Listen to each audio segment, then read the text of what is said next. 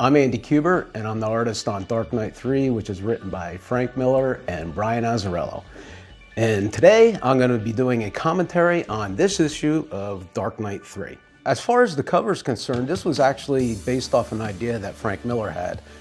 Wanted to have all the Kandorians come piling through the bat signal. But I also did a first version of this, which didn't have these foreground Kandorians in. It was just pretty much this. But it actually looked like, without these guys in it, it looked like there was just all these people just falling through the clouds. You wouldn't know that they were actually heading, towards Gotham or anything. But then I actually woke up in the middle of the night trying to figure out what to do, and I figured out I could add these people in to make it look like they were actually going towards something, which they are going towards Gotham because that's where the searchlight is. With page 1, after I read this script, I remember Brian wrote, and he apologized for how many panels he was going to have on this page. But we wanted to get the point across that the atom was actually tumbling through in between all of them. I tried to get it to make it look like he was rotating, and it had to have your eye follow and go back and forth just to get that feeling the atom is tumbling through time and space. And I think it kind of worked out pretty well. When I get to a lot of pages where you have establishing shots, the one thing that I really learned a lot from working with Frank is to have a lot of negative space. So all this negative space around Lara, Superman, and the Kandorians coming up through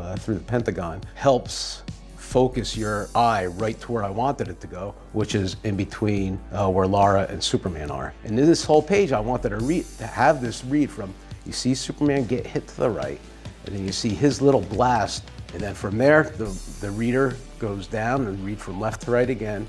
I have the smoke follow your eye across, and then again, there's the sound effect because Lara hit him again, and he goes skidding across the ground.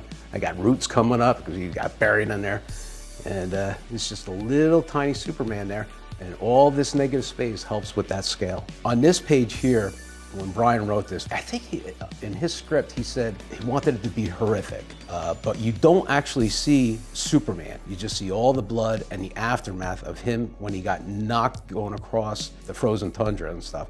So I drew in actually all this blood in here, but then I know the colors in Photoshop, they can actually get the splatter effect a lot better than I can. So I had Brad put in all this blood splatter, and it kind of made it real gory and horrific, and that's actually what we were looking for, and it worked out really well. And then again, on this page, you wanted to get the feeling that there's all these Kandorians behind him, and that he really doesn't have a chance. So this panel actually worked out really well, and I had him framed out by the Fortress of Solitude so that he's there, and there's the key, the frozen key for the fortress. On this page in particular, here, Swar throws just these little capsules, and just wanted to get the feeling that these things envelop Superman.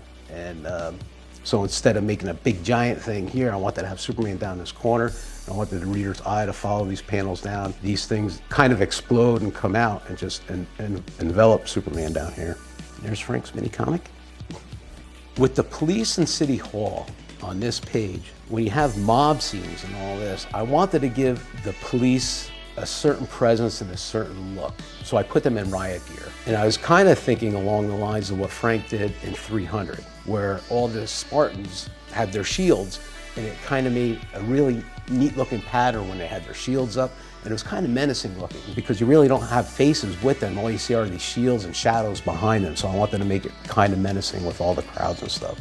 This was a great scene. This is the scene with the Flash comes on. And this actually, a lot of this, and I knew what Brad could do with the color, wanted to have the Flash without actually seeing him because his reveal is on the next page. All this electricity and spark coming off, this was all done by Brad. He did a great job, especially evoking the direction that the Flash is running in.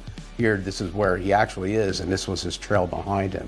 Same here, this is where the Flash is, and this is the trail behind him. This is actually a Kandorian. This is one of Quar's children.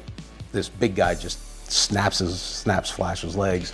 And this is just a very, very simple panel of how the Flash is tumbling through the air and ends up in the middle of the road.